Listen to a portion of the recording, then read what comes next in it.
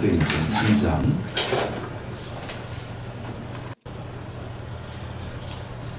우리 2절밖에 안 되니까 같이 읽읍시다. 읽겠습니다. 모든 백성이 그 걷는 것과 하나님을 찬송함을 보고 그가 본래 성전 문에 앉아 기도하던 사람인 줄 알고 그에게서 일어나는 일로 인하여 심히 놀랍게 여기며 놀라니라. 아멘. 나면서부터 안전뱅이였던 한 거린에게 감히 상상도 할 수 없는 일들이 일어났습니다. 항상 누가 나를 성전에 데려다줘서 내가 거기서 그걸 할 수 있을까? 또 항상 오늘은 누가 나에게 불쌍히 여겨서 먹고 살 수 있는 그런 동전을 줄까? 이런 것들을 걱정하는 것이 그의 삶의 전부였는데 어떤 이상한 사람 둘이 자신을 이렇게 한참 주목하여 바라보더니 갑자기 자기에게도 자신들을 바라보라고 그러더니 갑자기 나사렛 예수 이름으로 일어나 걸으라 하고 손을 잡아 일으킬 때 그 나면서부터 안진뱅이 거지였던 거린이었던 그 사람은 단 한 번도 감각을 가지지 못했던, 그래서 힘줄 수도 없었던 두 다리에 힘이 갑자기 확 솟는 것을 느꼈습니다. 그래서 일으키는데 자기도 모르게 펄쩍 뛰어서 일어났고 단 한 번도 걸어봤던 적이 없던 그 사람이 두 다리를 움직이게 됐고 또 더 힘을 주자 이리저리 사방으로 뛰어다니게 되었습니다. 그러자 한 번도 걸어본 적이 없었을 뿐만 아니라 한 번도 이렇게 진심으로 하나님 앞에 찬양을 드린 적도 없던 이 사람이 갑자기 하나님을 향하여 이전까지는 불러본 적이 없는 그런 진정한 찬송을 쏟아낸 그런 사건이 바로 우리 지나갔던 내용이 있었습니다. 오늘 주보를 이렇게 보시면 노래가 있는데 우리 한번 지난주 내용들을 기억하면서 한번 불러볼까요? 괜찮네, 해주십시오. 준비를 안 되셨습니다. 우리 지난주 말씀을 기억하면서 한번 근데 여기서 이렇게 어떻게 하면 안진뱅이를 하였네 한 다음에 그는이 아니라 금강으로 넘어갈게요. 네.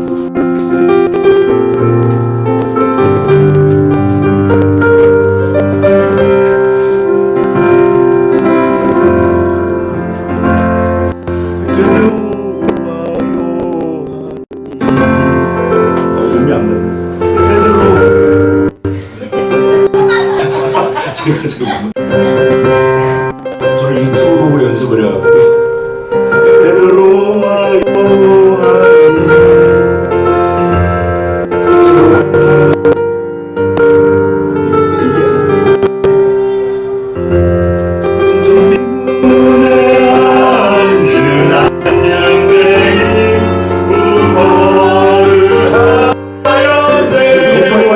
다시 합시다.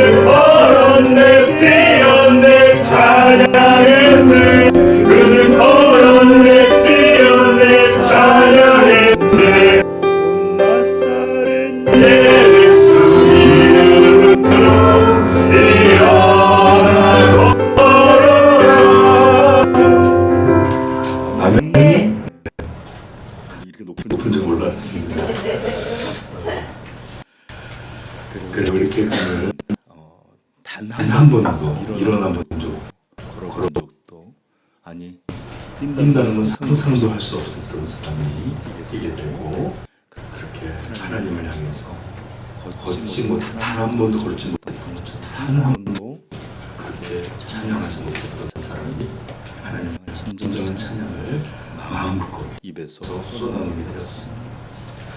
그런데 이런 모습을 성전에 있는 수많은 사람들이 보게 됐어요. 아니 볼 수밖에 없게 된 거죠. 갑자기 어떤 사람이 뛰기도 하고 걷기도 하고 찬양도 하나님 이렇게 했을까요? 막 진짜 울면서 하나님 막 뛰는 거 보면 자기도 놀라 막 깔깔거리고 하나님 이러면서 울기도 하고 웃기도 하고 사람들이 보기엔 뭐 어떻게 보였을까요? 미친놈처럼 보였을까요? 정말 미친 사람처럼 보였을까요? 그런데 처음 보였죠. 원래 성전에서는 그렇게 방정맞게도 하면 안 되잖아요. 근데 그러고 있었는데 더 놀라운 것은 이렇게 주목해서 보니까 아니 이 사람이 이 성전에 출입하던 대부분의 사람 너무나 잘 알고 마치 성전 앞에 있는 풍경같이 그 자리에 앉아서 항상 이렇게 초라할 때 구걸하던 거지가 아니겠습니까? 그런데 너무나 그 잘하는 사람이 그 불구이며 장애 있는 사람이 이렇게 사방 뛰고 걷고 소리 지르고 난리나 그 모습을 보니 사람들이 어떻게 했어요? 10절에 보니까 반응이 나오는데 후반부에 한번 읽어볼까요? 10절 읽어봅시다. 그가 본래 성전 미문에 앉아 국어 다루던 사람인 줄 알고 그에게 일어난 일로 인하여 심히 놀랍게 여기며 놀라니 심하게 놀라고 또 놀라더라. 그래서 제가 단어가 같은 단어일까 아닌 단어일까 좀 찾아봤더니 앞에 놀랍다는 단어는 담보스라는 말로 심하게 놀라다 또는 경악하다 라는 말로 표현하는 번역하는 말이에요. 너무 놀라서 경악한 거예요.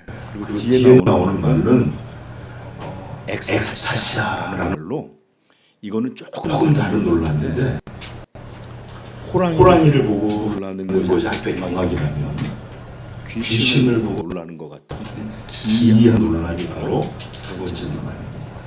그래서 이것은 기이하다, 이상하다 이런 말로 쓰이는 말이에요.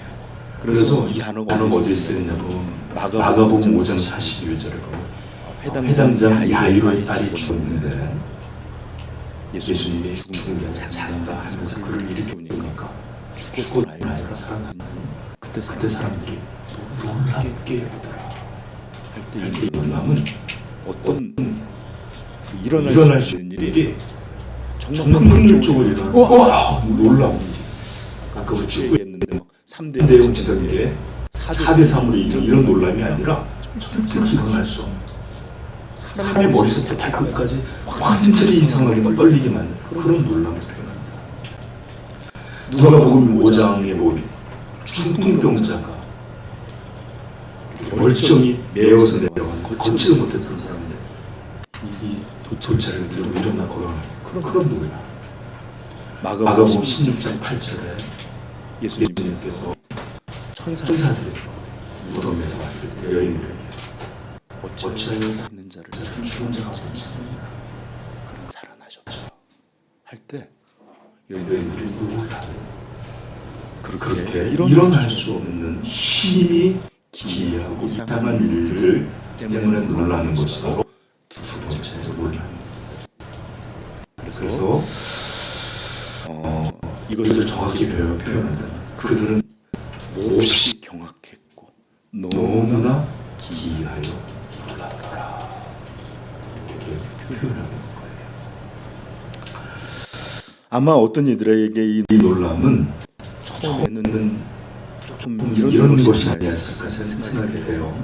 왜냐하면 종종 이렇게 어떤 유튜브나 또는 이렇게 동영상 같은 걸 보면 국어를 하던 거지들이 그 국어를 끝나자 갑자기 벤츠가 딱 오더니 사진처럼 이렇게 타고 나가는 그런 것도 보고, 그 중국에서 막 이렇게 아무것도 못한 장애인인 것 같은데 그거 하다가 저녁 시간 딱 되면 갑자기 벌떡 일어나서 이렇게 걸어 나가는 그런 엠보리 사진처럼, 아니 저놈이 지금까지 우리에게 속이거나 사기친 게 아니었을까?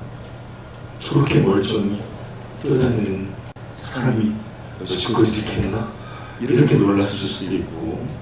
근데 갑자기 오랜 시간 그리고 그들이 그 사람을 봤는데, 왜냐하면 멀쩡히 건강했던 사람도 하반신이 마비가 돼서 걷지를 못하면, 제가 한번 고등학교 때 기입스를 한 적이 있었거든요. 축구를 하다 다리가 또 꽂혀가지고, 그랬더니 이 기부스를 2달 만에 풀었더니 기이한 일이더라.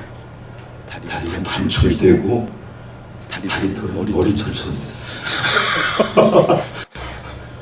저도 놀랐어요. 이걸 옛날에는 이렇게 기부스를 다 통째로 하는데 풀러봤더니 제 다리가 세 다리가 됐어요.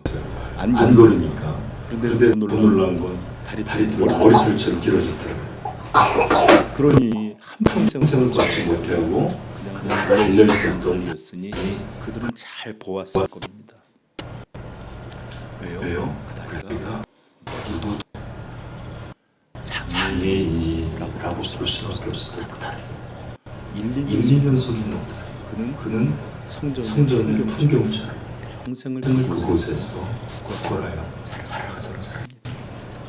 근데 이런 일들을 생각해보니까, 그런데 어떻게 저 사람 저렇게 일어날 수 있고, 그리고 일어나셔요.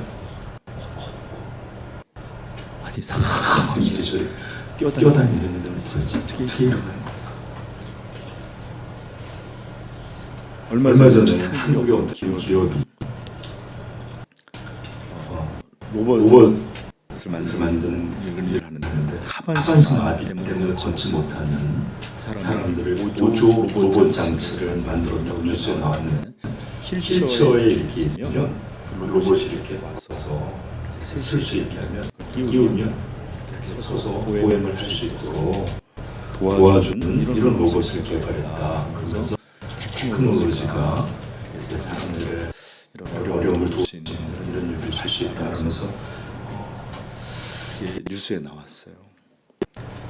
여러분 보십시오. 현대의학으로도 이런 사람을 다시 일으켜 세울 수가 없고, 어떤 수술, 어떤 시술로도 이렇게 할 수 없고, 기껏해야 뉴스에서도 이런 일을 도울 수 있는 보조 장치가 개발되었다는 것이 대단한 뉴스로 들려지는 게 현대 문명의 현실입니다. 그런데 생각해 보십시오. 현대도 이럴진데 당시에 이런 일을 본 적도 없고 상상할 수 없었던 사람들이 그 사람이 멀쩡히 일어나서 걷고 뛰고 그렇게 소리 질러 찬양하고 다니는 모습을 봤습니다. 얼마나 놀라, 얼마나 좋은 의미로 소름 돋는 기이한 이런 일이었겠어요. 그렇죠? 이제 우리는 다음 주에 베드로에 의해서 어떻게 놀라운 일이, 이런 비밀이 이루어졌는지, 도대체 이게 무슨 일인지를 다음 주에 듣게 될 거예요. 여러분, 그러나 우리는 모두 알고 있죠? 도대체 어떤 일들이, 무엇이 이런 기적을 가져왔는지 우리는 이미 알고 있습니다. 그게 뭐죠? 나사렛 예수 그리스도. 그분이, 그 이름이 이 사람을 다르게 했고, 뛰게 했고, 걷게 했다는 걸 우리는 이제 다음 주에 더 자세히 들을 거예요. 그렇죠? 그러나 오늘은 그 증언을 듣기 전에 잠시 안진뱅이 이 거지에 대해서 우리가 조금만 더 주목해 보고자 합니다. 여러분, 먼저 그것을 듣기 전에 우리는 복음서나 신약 성경들이 이렇게 어떤 사람을 치료하고 육체적으로 회복되고 이런 이야기를 들려주는 진짜 목적이 무엇인지를 좀 알아야 돼요. 그것은 한 사람이 단지 육체적으로 회복되었다라는 기적을 들려주려고만 하는 것이 성경의 목적이 아닙니다. 물론 이것은 큰 기적이고 한 사람에게는 어떤 것과도 바꿀 수 없는 놀라운 사건이지만 신약 성경은 이것보다 더 큰 의미를 담고 이런 것들을 기록하고 있습니다. 그것은 단지 하나님께서 기적을 베푸시고 또 예수님이 이런 놀라운 분이다라는 걸 들려주는 것뿐만 아니라 이것을 통해 복음의 실체를 우리에게 들려주고자 하는 것이 신약 성경의 목적이에요. 즉 마치 이렇게 움직이지 못했던 아니면 또는 죽어가는 사람들, 이 사람을 통해서 이 사람들의 회복을 통해서 하나님을 떠나 죄인들이 죽어가고 있는 이 모습을 마치 하나님이 구원하여 살리신 것처럼 이 육체의 회복이 마치 이렇게 눈에 보이지 않는 것을 그림으로 그려내는 것처럼 이렇게 가시적인 방법으로 영적인 일을 표현하는 것이 바로 신약 성경의 주요한 목적입니다. 그러하기에 하나님을 믿지 않고 단지 기적만을 찾아오는 사람들을 향해서 예수님은 종종 피하시기도 하셨어요. 마태복음 13장 58절에 보면 이런 말씀이 나옵니다. 그들이 믿지 아니함으로 말미암아 거기서 많은 능력을 하지 아니하였더라. 즉 예수님이 기적을 수많은 일을 행했지만 그것은 이 일을 통해서 더 큰 하나님을 믿을 수 있도록 하시는 것이 목적이었지 기적이나 병고침이나 놀라운 기사나 이적 이것 자체가 목적이 아니었음을 들려주는 말입니다. 그래서 기적은 그것 자체가 목적이 아니라 그것을 통해서 복음의 무엇을 드러내는 것이 진정한 목적이다라는 것을 알고 오늘 이 내용을 좀 살펴보도록 하겠습니다. 자, 그래서 사도행전에 나오는 이 한 사람의 모습은 어떤 것이냐? 하나님 없이 살아가고 있는 온 세상의 사람을 이 한 아이이 거린의 모습으로 우리에게 보여주고 있는 것이에요. 우선 그는 나면서부터 걷지 못했던 사람입니다. 그리고 이와 동시에 우리 온 인류는 모든 사람은 나면서부터 영적으로 죽은 사람으로 태어납니다. 우리 인생을 살다 보면 10달을 잘 아이를 정성껏 태교도 하고 몸도 관리하고 그랬는데 태어났는데 사산된 경우도 종종 있어요. 이게 요즘은 현대에는 이런 일들이 참 흔하기도 한데 마치 우리는 태어날 때부터 그렇게 영적으로 죽어있는 사산아처럼 태어난다라는 것이 성경이 우리에게 들려주는 현실입니다. 시편 15절에 보면 다윗이 고백하는데 내가 죄악 중에 출생하였으며 어머니가 죄 중에서 나를 잉태하였나이다. 그리고 에베소서 2장 1절은 또 이렇게 말해요. 그는 허물과 죄로 죽었던 죽은 것과 같은 게 아니라 죽었던 너희를 살리셨도다. 영적으로 우리는 태어날 때부터 죽은 아이, 사산아로 태어나는 것처럼 그렇게 죄인으로 태어난다는 것입니다. 그래서 이렇게 한 번도 태어나서 걷지 못했던 이 사람은 이렇게 태어날 때부터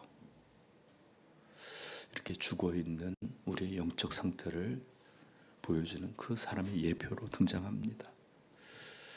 그래요. 우리 인생은 우리의 조상 아담을 따라서 그 죄의 결과와 죄의 오염을 그대로 물려받는 죄인들로 태어나게 됩니다. 그게 바로 신학적으로는 원죄에 대해서 말하는 거예요.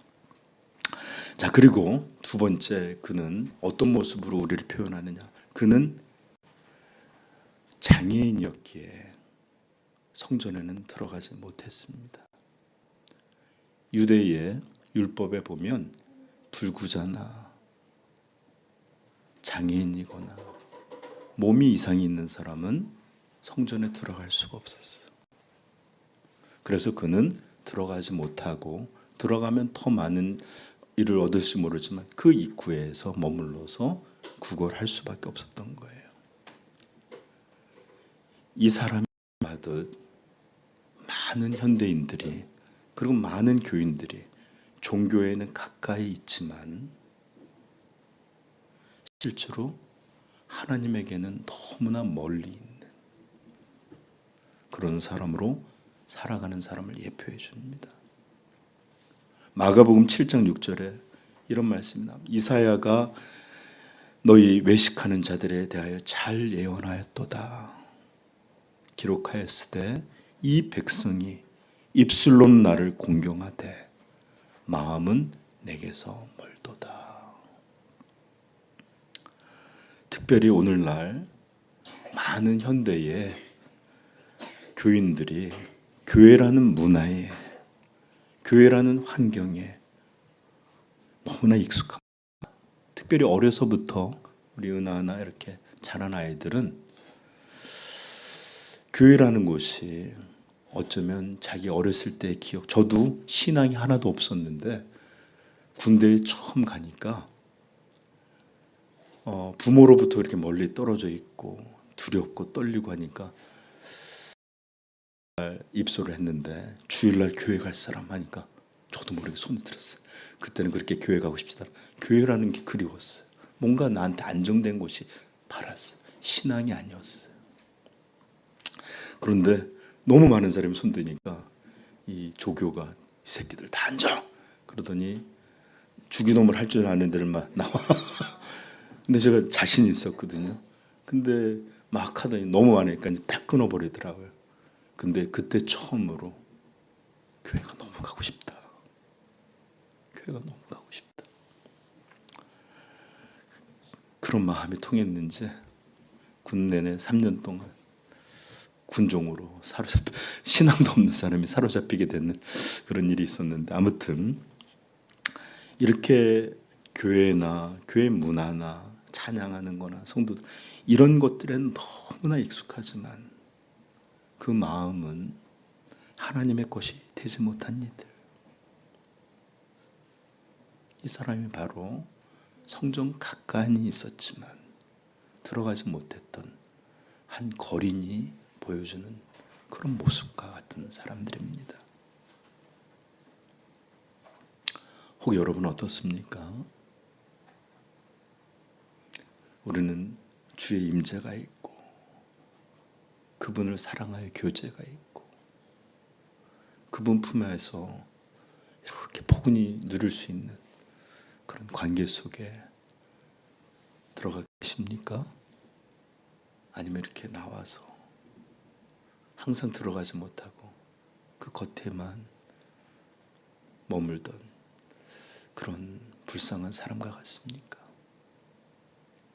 사랑하는 성도 여러분, 구약의 율법은 불구자나 눈먼 자나 귀멍어리나 몸에 이상이 있는 사람들을 들어오지 못하게 했는데 우리 주 예수 그리스도의 피의 대속은 모든 죄인들에게 어떠한 것도 찾지 않고 모두를 믿음으로 우리를 부르는 줄을 믿으시고 그 하나님 계신 그 성전, 그 임재, 그 교제 가운데 기쁘게 담대히 들어가기를 축복합니다. 이게 그리스도인의 모든 영광이요 모든 복인 줄 믿습니다.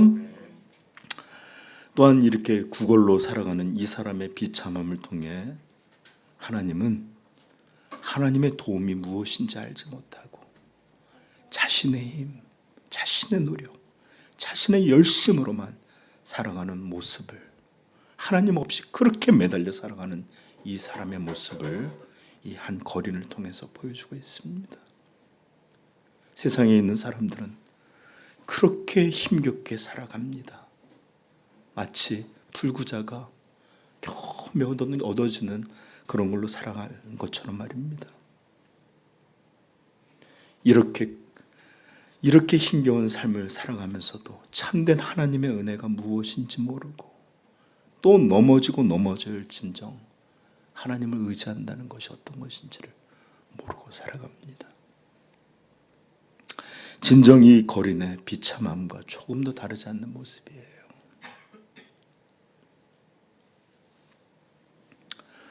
여러분, 가나안 농군학교에 가면 큰 돌에 이렇게 글이 써 있대요. 얻어먹을 수 있는 힘만 있어도 그것은 오직 하나님의 은혜입니다. 여러분, 우리는 마치 오직 하나님 없이 우리 힘으로만 살아가는 그런 것처럼 살아서는 안 돼요.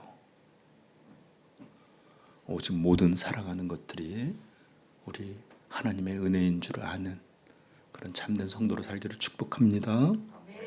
하나님은 우리에게 약속해 주셨어요. 히브리서 13장 5절 찾아볼까요? 히브리서 13장 5절 6절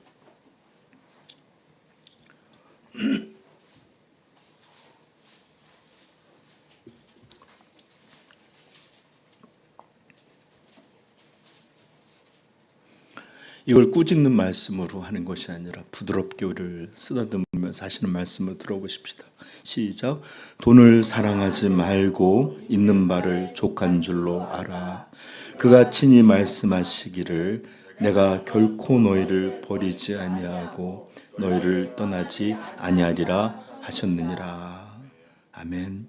그러므로 우리가 담대히 말하되 주는 나를 돕는 이시니 내가 무서워하지 아니하겠노라.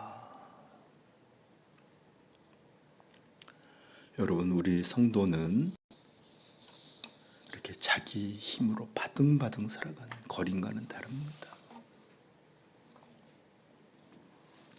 오직 우리는 은혜로 사는 줄을 깨닫게 되기를 축복합니다. 그리고 이 사람은 또 한 가지, 스스로 설 수 없는 사람들을 대표하여 보여주는 사람입니다. 그는 나면서부터 단 한 번도 서지 못하고 거짓 못했던 것처럼 우리는 그렇게 죄인으로 태어났을 뿐만 아니라 스스로 일어설 수 없다는 점에서 이와 완전히 동일한 사람입니다. 오늘 기도회에서도 우리 대표 기도회에서 나왔지만 우리 인간은 스스로 자기를 구원할 수 없는 사람들입니다. 스스로 일어나서 자기의 삶을, 자기의 영혼을 구원할 수 없습니다. 바로 이 사람의 모습이 이 땅을 살고 있는 모든 사람들을 예표하고 대표하는 것입니다. 그런데 갈릴리에서 온 촌사람 둘이 그에게 이상한 말을 했죠. 6절에 이렇게 말합니다. 베드로가 이르되 음과 그는 내게 없거니와 내게 있는 이것을 내게 주노니 나사렛 예수 그리스도의 이름으로 일어나 걸으라. 그때 이후 이 사람은 모든 것이 변했습니다. 달라졌습니다. 인생 자체가 변하고 모든 것이 새롭게 되었습니다. 그는 걸었고 뛰었고 하나님을 찬양했습니다. 원래 이렇게 이때 좀 찬양을 부르고 싶었지만 제가 자신이 없어서 정말로 그의 인생은 이 나사렛 예수의 이름으로 완전한 변했고 달라지고 새롭게 태어나게 된 것입니다. 그리고 바로 이것이 사도행전에서 이 사람을 통해서 우리에게 들려주고자 하는 하나님의 말씀입니다. 바로 이것이 모든 성경을 통해서 우리에게 들려주고자 하는 하나님의 음성입니다. 나사렛 예수 그리스도로 인하여 모든 것이 변하고 달라지고 새롭게 된다는 것. 여러분, 복음서에 보면 장님들이 나옵니다. 기머거리가 남듭니다. 병들은 사람이 나옵니다. 귀신 들린 사람들이 나옵니다. 이 사람들을 통해 하나님은 그저 육체의 문제가 아니라 하나님을 볼 줄 모르는 장님들, 하나님의 음성을 듣지 못하는 기머거리들, 생명이 모르고 심각한 죄의 질병에 걸려있는 사람들, 죄와 마귀에게 사로잡힌 모든 자들을 보여주고 예수 그리스도께서 그를 살리심을 통해 참되게 예수 그리스도께서 그의 근원적인 것들을 고치시고 회복시키시고 구원하시고 새 생명 주시는 이것을 들려주고자 하는 것이 바로 복음서의 기적들인 것입니다.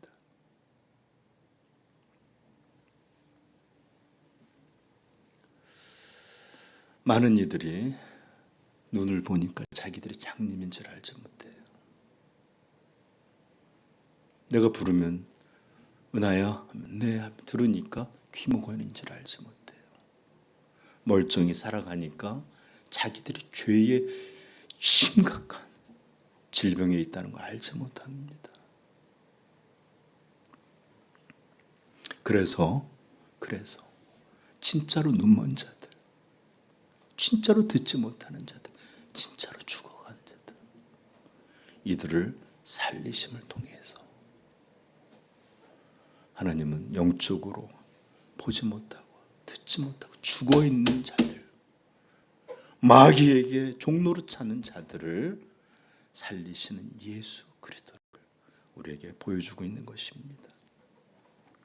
오늘 이 안진뱅이, 나면서부터 안진뱅이 됐던 거린, 이 사람이 온전히 변하는 것을 보고 사람들은 몹시 경악했고 두려울 정도로 이상한 기이함을 느꼈습니다.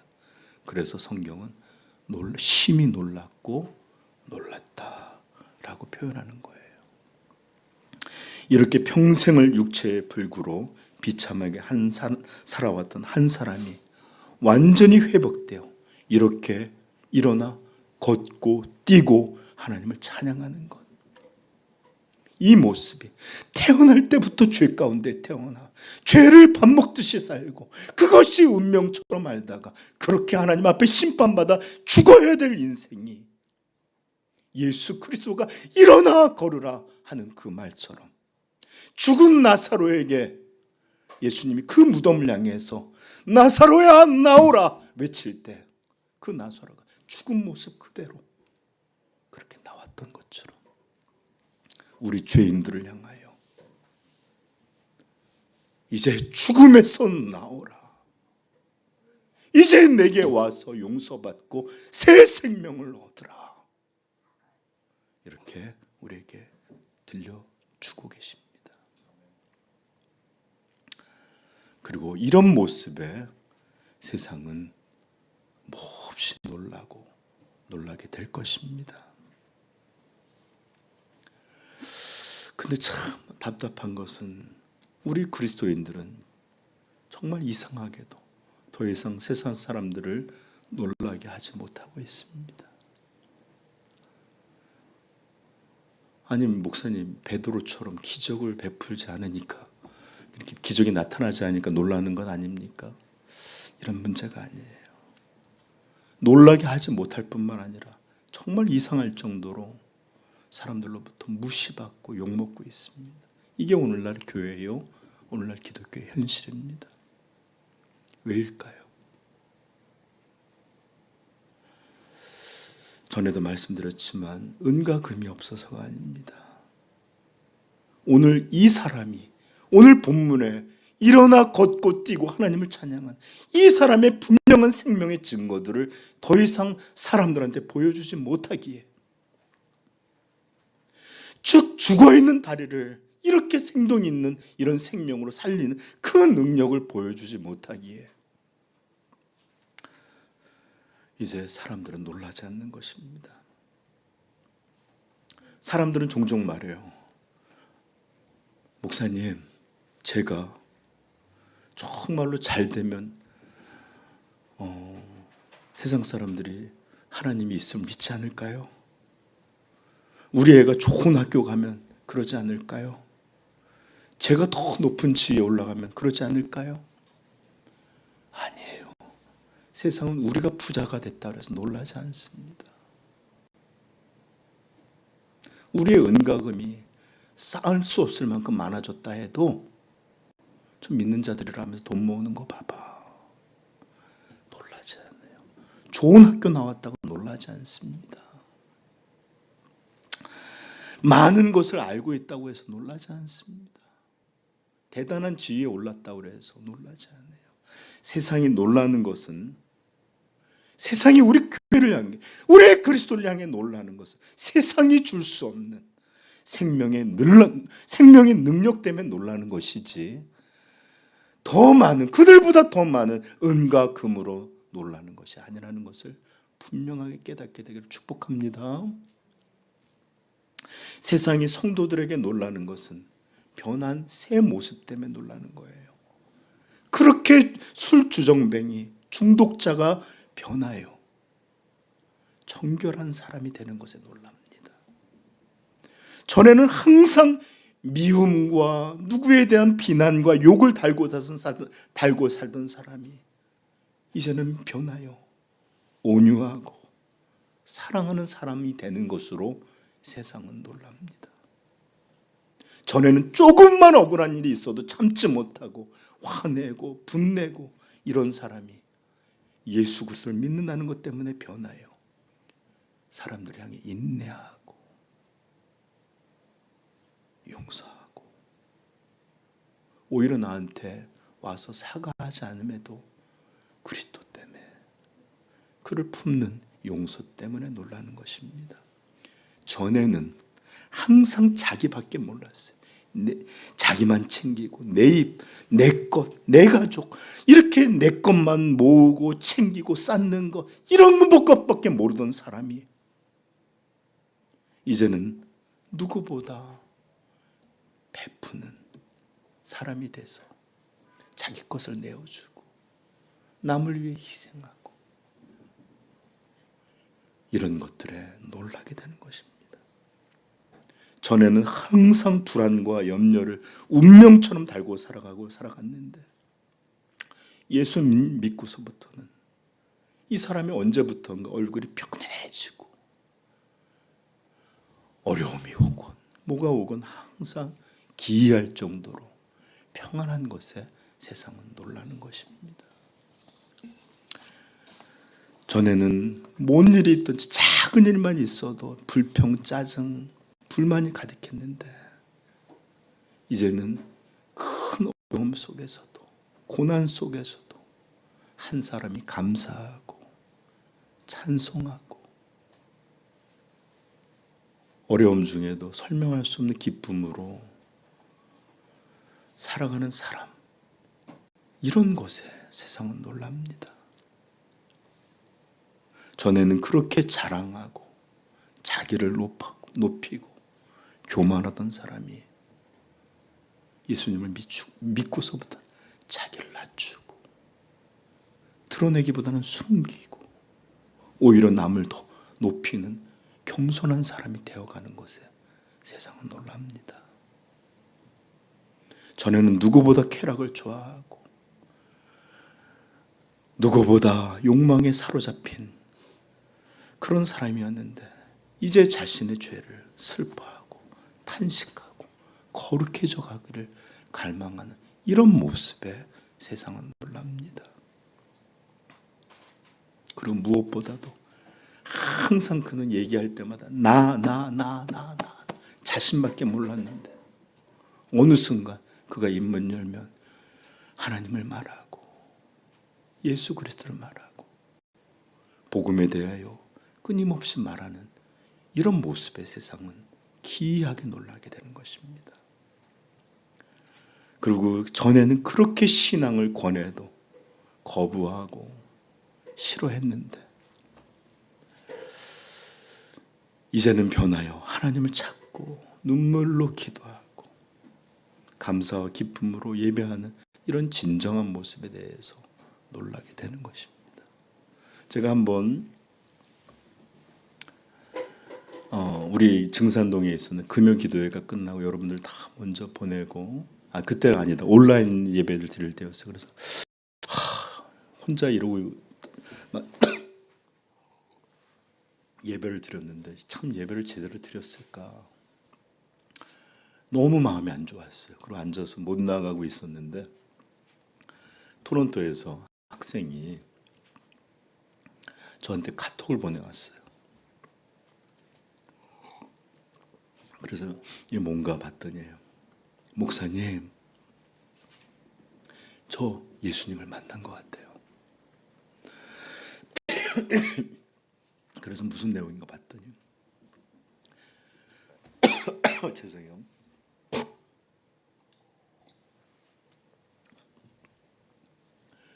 는 하나님을 믿는다는 게 기쁘다는 게 뭔지도 몰랐고, 예배 드리라는 게 그렇게 억지로 하는 것처럼 습관적으로 드렸고 그런데 갑자기 그 친구가 일주일이 왜 이렇게 긴지 모르겠대요. 빨리 예배 드리고 싶고, 그리고 또 이렇게 기도하는 것도 예전에는 겨우겨우 버티면서 했는데, 한마디로 교회만 나오던 그렇게 한 사람이 진정으로 예수님을 알게 되면서 그의 마음에 하나님의 말씀이 드려지는 예배가, 그리고 배우게 되는 모든 것들이 그의 마음을 완전히 기쁨으로 변화시켜, 이런 내용들을 저한테 보낸 거예요. 그런데 그것을 보는 순간 그 금요일 날 온라인으로 드려진 예배 때문에 온전히 드려졌을까, 속상했던 마음이 다 사라졌어요. 그리고 저한테 연락을 한 건, 그때 목사님이 그렇게 이렇게 잔소리하고 혼내고 이랬던 것들이 지금 생각해 보니까 너무 감사하고, 그런 것들이 있어서 목사님한테 먼저 알려요, 이러면서 연락이 왔더라고요. 여러분, 이런 모습에 사람들이 기뻐하고 놀라는 것입니다. 저는 여기서 얼마든지 100가지, 1000가지 더 말씀드릴 수 있지만 이제 여기서 말씀을 맺히고자 합니다. 세상은 우리가 그들보다 더 많은 은과금을 가지고 있고 더 나은 것이 있다는 것 때문에 절대로 놀라지 않아요. 세상이 줄 수 없는 것들, 세상이 가질 수 없는 이렇게 진정한 생명으로 완전하게 변하게 될 때, 자신들이 보기엔 너무나 기이하게 달라졌을 때, 이것이 사람들에게 감동과 놀람을 만드는 줄 믿습니다. 오늘날에도 나는 예수 그리스도 이름이 죽은 이름이 아니라고 믿습니다. 마치 나면서부터 안진뱅이 이 거린을 이렇게 일어나 걷고 뛰고 찬양하게 만들었던 그 능력의 이름이 오늘도 살아있는 이름인 줄 분명히 믿습니다. 그러므로 사랑하는 우리 삼위영광교회, 우리 지체들을 통해서 이 이름이 놀랍도록 세상을 놀래킬 수 있기를 간절히 축복합니다. 우리가 예수의 사람으로 이렇게 생명의 증거들이 마음껏 일어나 우리가 걷고 뛰고 찬송할 때 세상은 우리를 통해서 기이한 논란 가운데 들어가며 이것이 무엇인가 우리에게 묻게 될 줄로 믿습니다. 같이 기도하겠습니다.